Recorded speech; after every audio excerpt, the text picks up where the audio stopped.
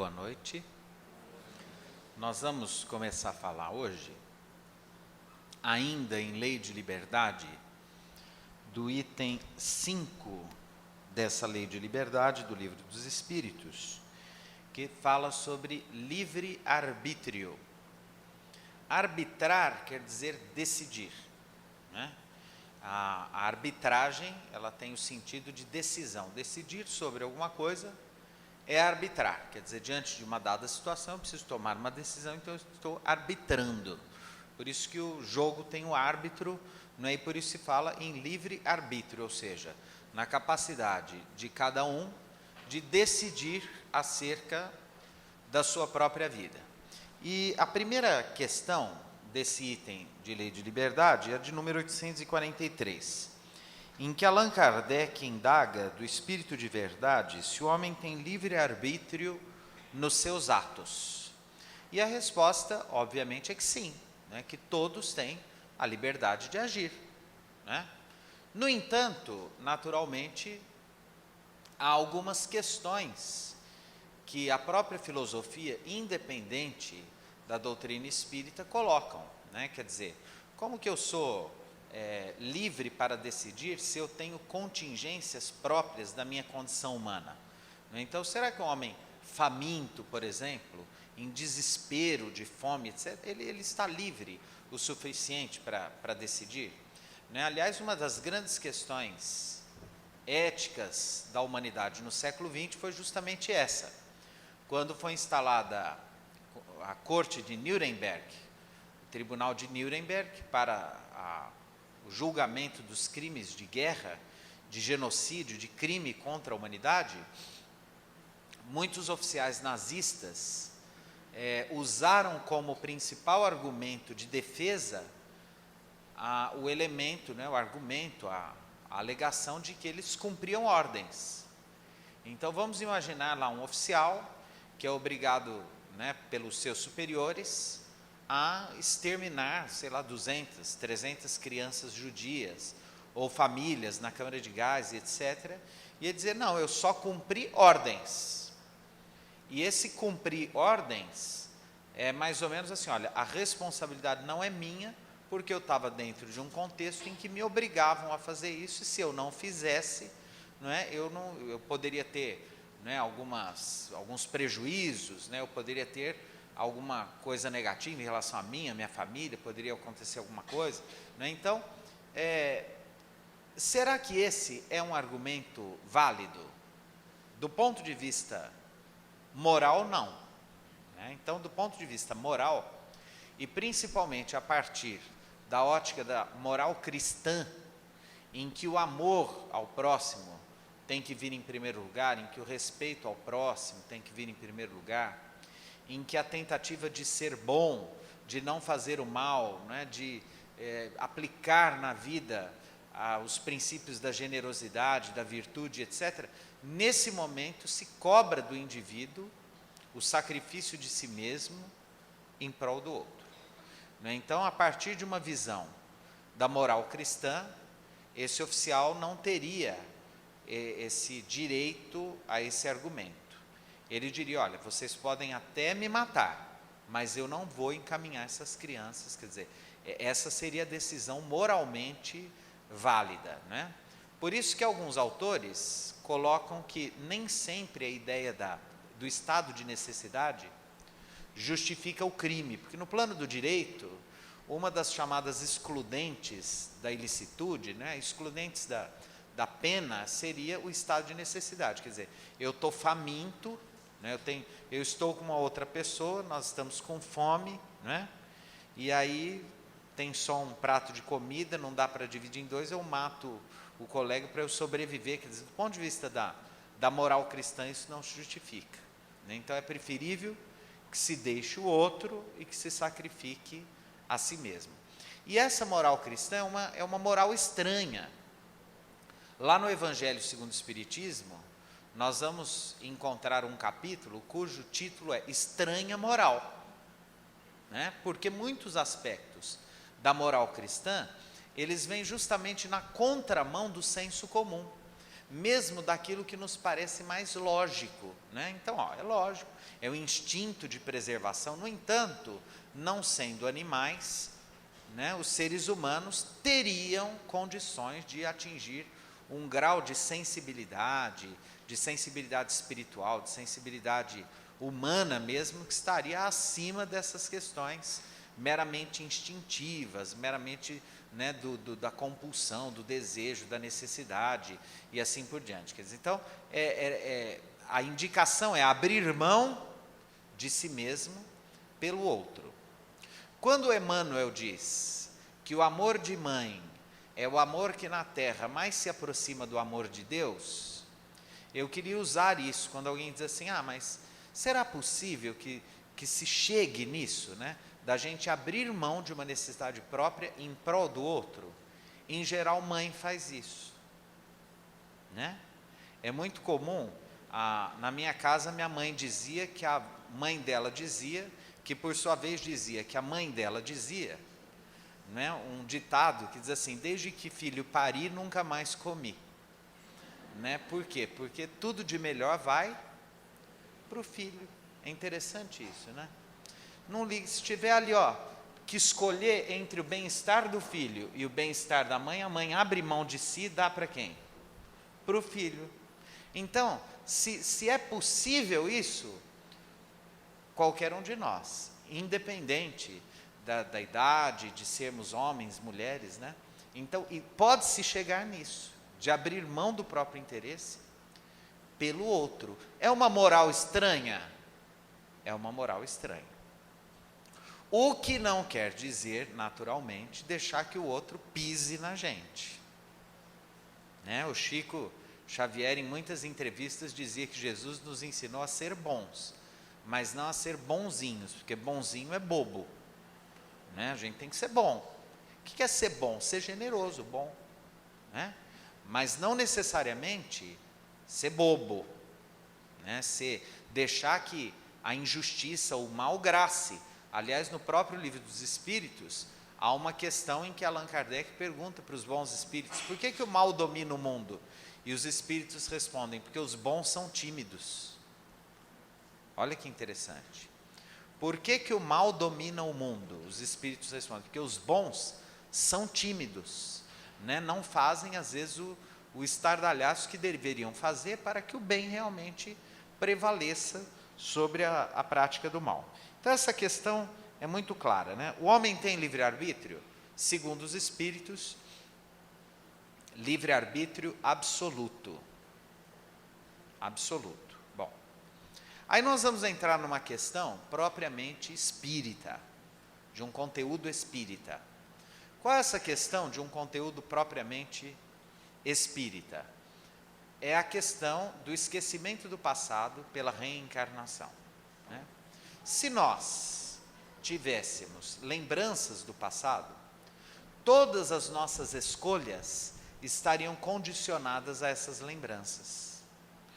Como a gente reencarna e passa pela experiência do esquecimento temporário do passado, cada reencarnação é uma página em branco de um caderno, que é o caderno da nossa história espiritual, em que nós temos o ensejo de preencher com o texto que quisermos.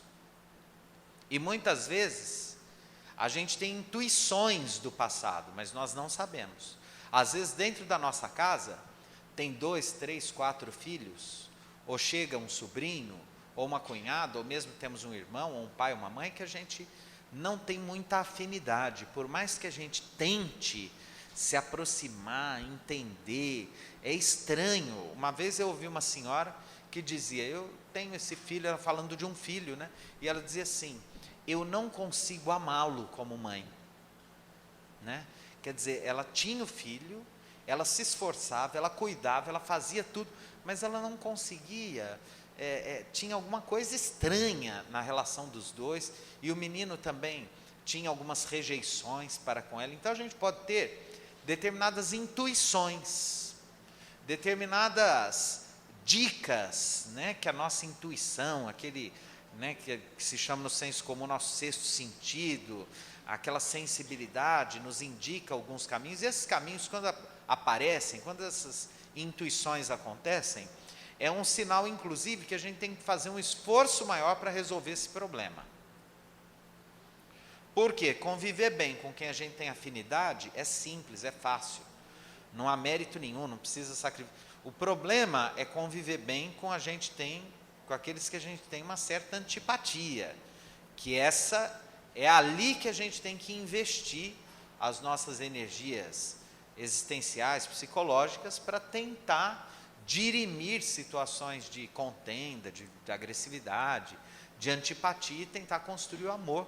E para isso a reencarnação, né, existe, para tentar amainar essas diferenças. E por que nós estamos indo nesse caminho? Porque as questões seguintes que Allan Kardec faz para os espíritos vêm nesse sentido. A questão 844 coloca o seguinte: o homem goza do livre-arbítrio desde o nascimento.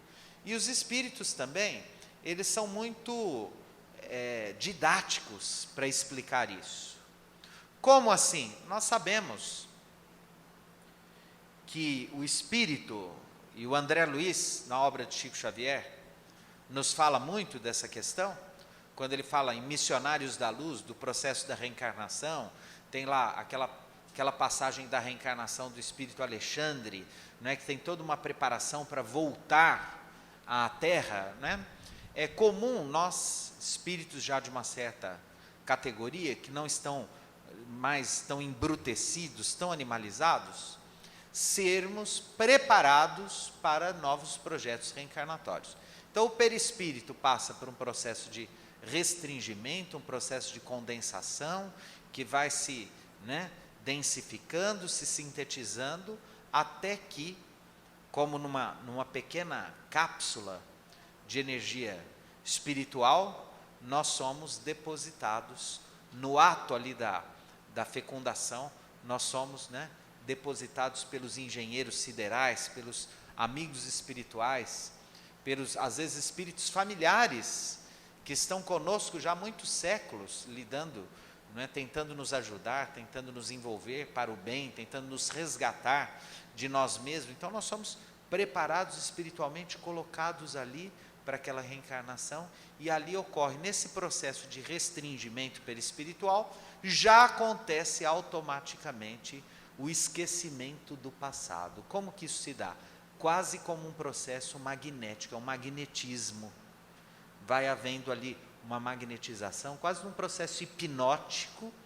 Os benfeitores espirituais, eles têm recursos para isso, eles vão tratando aquele espírito, cuidando, daqui a pouco entra em processo de adormecimento e surge para a reencarnação. Aí quando o espírito reencarna, que há o nascimento, a reencarnação, há uma latência, um adormecimento da memória espiritual. Ela existe, mas ela está inacessível. Ela está e a gente não pode falar nem num lugar, porque não é matéria, então não ocupa espaço. Por isso que é difícil de entender. Vamos usar, ao invés de dizer num lugar essa memória, vamos dizer que ela está numa dimensão incompreensível para nós, que é inacessível para o espírito. Ainda bem. É como quando a gente acorda da cirurgia, Quando a gente toma anestesia, vai para um processo cirúrgico, dali a pouco, a gente vai acordando, aos poucos, e não lembra direito, do que aconteceu, Aliás, em geral, a gente não lembra nada, porque a gente ficou sedado. O processo de reencarnação é um processo de sedação. Quando que ele termina? Quando a gente desencarnar, estamos todos sedados. Olha que interessante. Por quê? Porque nós não lembramos do nosso passado espiritual. Então, todo o processo reencarnatório, ele é uma semi-sedação do espírito, em que a gente projeta uma nova experiência, a gente não lembra de nada, vai lá, uma casa, pai, mãe, um lugar meio estranho para a gente, tal. Nós vamos nascer de novo,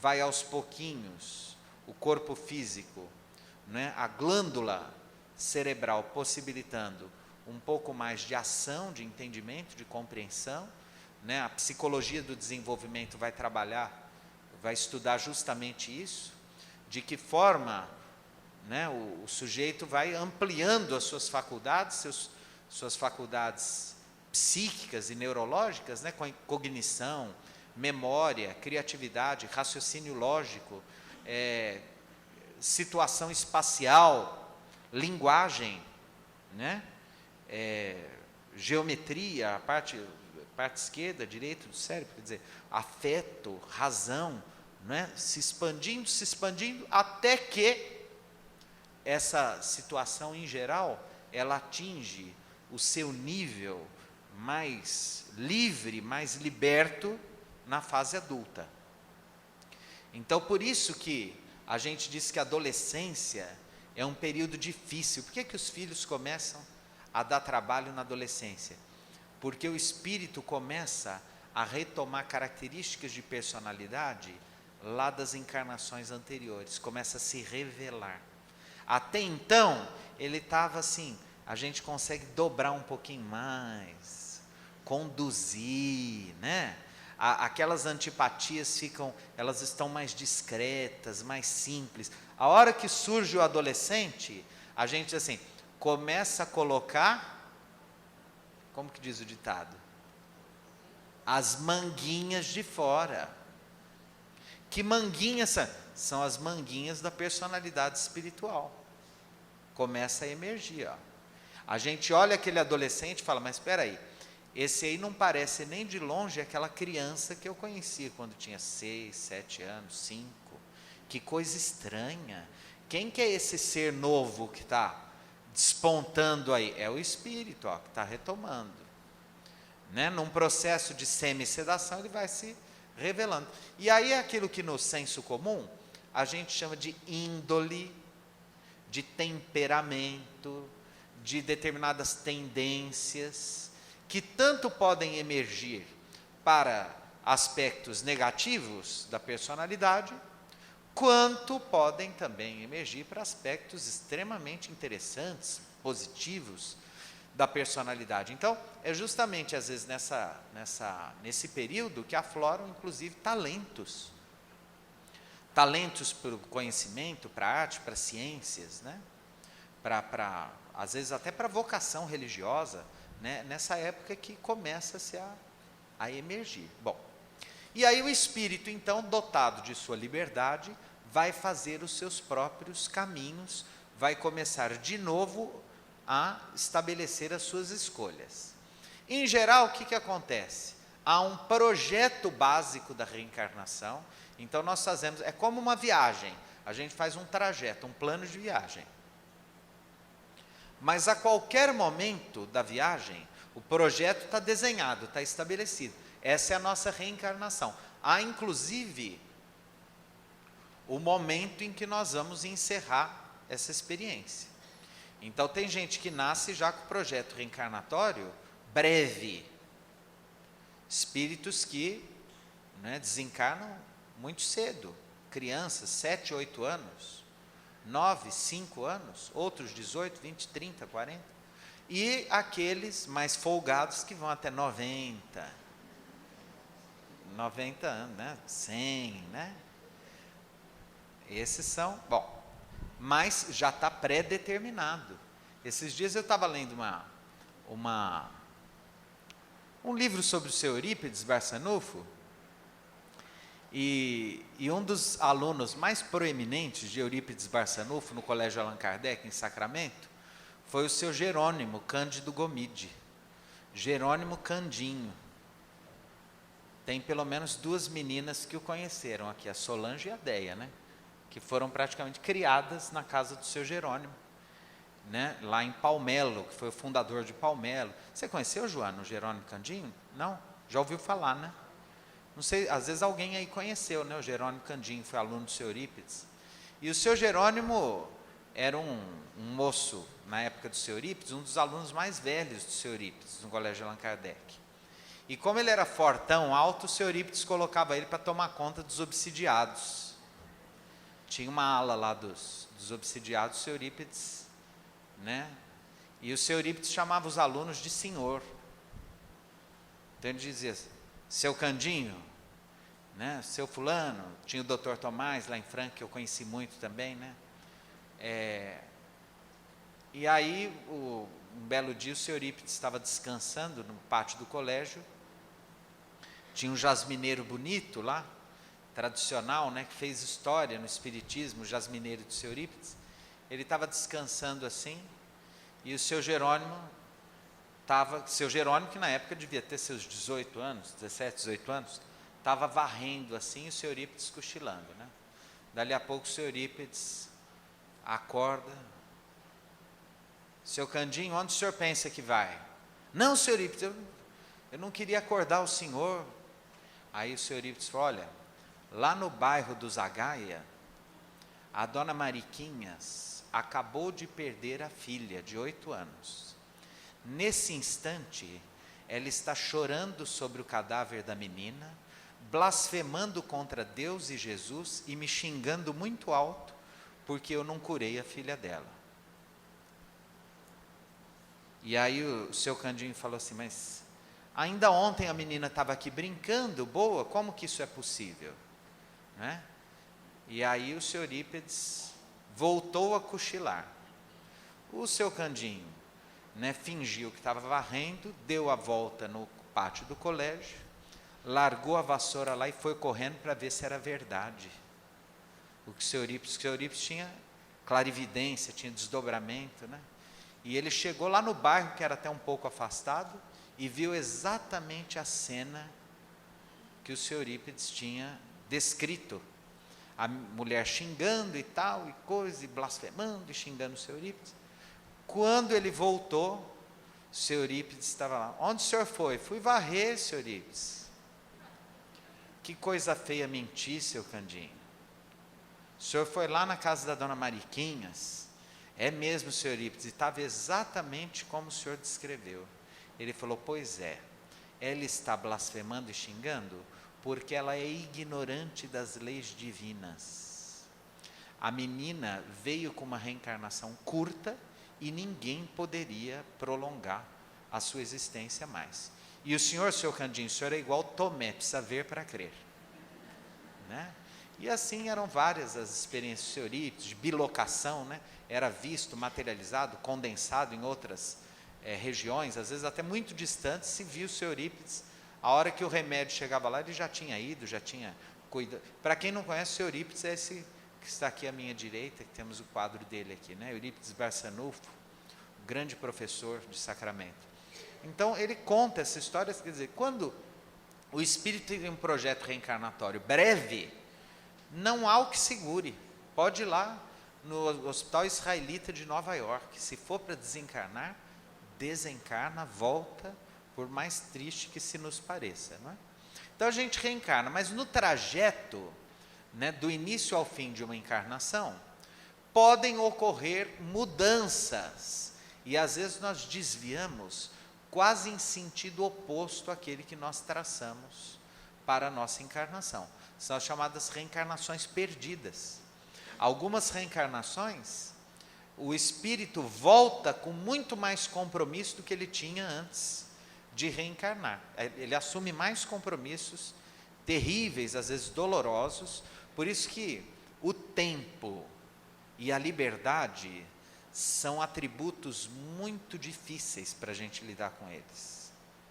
O seu Papa, com quem nós convivemos na intimidade durante muitos anos, ele dizia que, em geral, o espírito, quando ele tem uma encarnação muito proveitosa, em geral, quando ele desencarna, ele nota que ele fez em média 10% do que prometeu antes de reencarnar. Os que têm as reencarnações mais produtivas. Então isso dá ideia para a gente de como a gente vem para cá. A gente vem cheio de planos. A gente fala que vai fazer isso, vai fazer aquilo, que vai ser assim, que vai ser assado, que vai resolver esse problema, que vai se resolver o outro. Chegando aqui, a vida é boa. Uma vez o Gasparetto, numa entrevista, falou que tem filas de espíritos querendo reencarnar para descansar aqui no mundo. porque lá no plano espiritual é difícil, porque nós estamos desnudos em contato com as nossas tragédias, com os nossos dramas, com as nossas culpas. Vir para a Terra é uma oportunidade de descansar. A gente vem sedado, passa, às vezes quem vive muito, 80, 90, 100 anos sedado, livre da lembrança do passado, esquecido, volta, e aí vai ter um encontro marcado para a prestação de contas consigo mesmo do projeto reencarnatório que estabeleceu. Então, esse livre-arbítrio, né, é próprio da nossa condição humana, de espíritos reencarnados na Terra, porém, é uma responsabilidade muito grande, porque a cada segundo nós somos convidados a agir conforme aquilo que nós já aprendemos, que é o dever, né, do homem de bem, que está lá no Evangelho, né, no capítulo Sede Perfeitos do Evangelho, tem 2 lições interessantes. Aliás, tem 3 lições nesse capítulo, cujos títulos são o dever, não sei se todos se lembram. Tem o outro que se chama o homem de bem, que mostra as características de um homem de bem. E tem uma outra que se chama o bom espírita. São lições que a gente lê, e parece que está sempre no primeiro ano, né, de realizar tudo aquilo que está ali. Mas a gente vai tentando, afinal de contas, nós temos o infinito pela frente, a eternidade, né? Deus não tem pressa, porque para Ele não há tempo. O tempo é uma dimensão humana, para nós relativa, mas que nós devemos aproveitar, porque quanto mais estivermos dentro desse planejamento para o bem, vivendo o bem, a luz, a paz, a fraternidade, a generosidade, o perdão, né, a gratidão, os sentimentos nobres, as ações nobres, mais nós vamos conquistar reencarnações mais felizes e luminosas. Por hoje é só, e domingo que vem nós continuamos nesse mesmo item do livre-arbítrio.